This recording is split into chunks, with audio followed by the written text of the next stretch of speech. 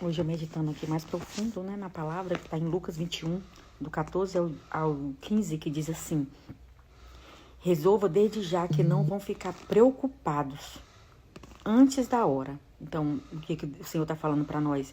Resolvermos na nossa mente, porque a nossa mente ela tem poder de nos destruir, né? Então, vamos resolver que nós não vamos ficar preocupados, que eu não vou ficar preocupada por nada, porque a palavra de Deus fala que eu sou mais que vencedora. Nós somos mais que vencedor, né?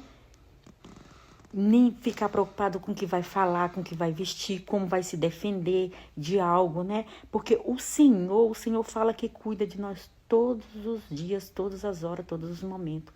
E a palavra de Deus afirma que não cai um fio de cabelo da nossa cabeça sem Ele permitir. Então, temos que confiar plenamente e não ficar preocupado, né? Preocupar, assim, por não entrar em ansiedade. Amém, irmãos?